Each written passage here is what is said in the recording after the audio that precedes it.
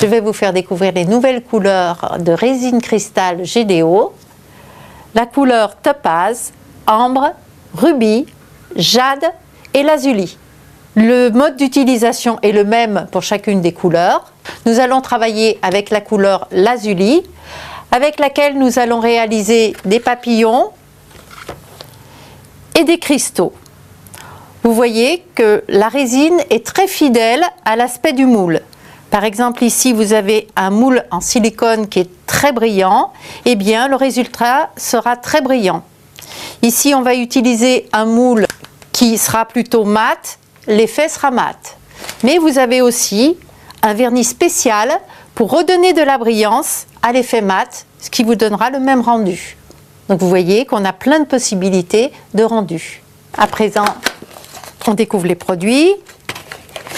La résine, donc lazuli, le durcisseur, les gants de protection, le mode d'utilisation, les 2 mélangeurs et les 2 doseurs.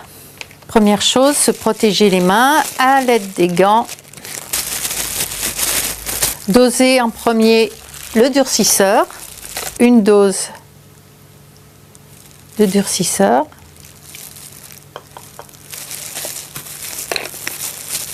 Pour 2 doses de résine colorée.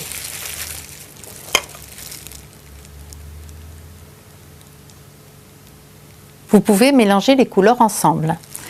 Par exemple, une dose de bleu, une autre de rouge. C'est possible. L'important est d'avoir toujours la même proportion, c'est-à-dire une dose de durcisseur pour 2 doses de résine, quelle que soit la couleur.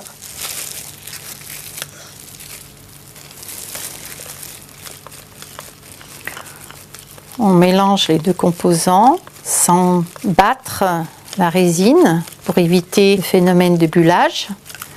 Je transvase dans un autre récipient pour être sûr d'avoir un mélange homogène.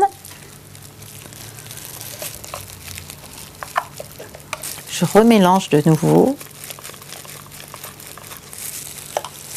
À présent, il me suffit de remplir mes moules.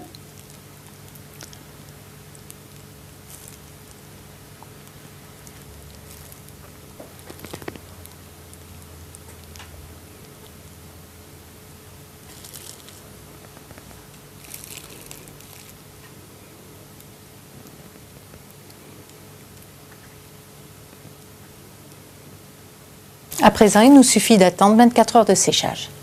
Là, j'ai attendu 24 heures, donc on va obtenir une matière très très dure, vous voyez, et d'aspect différent suivant le moule, comme je vous ai expliqué.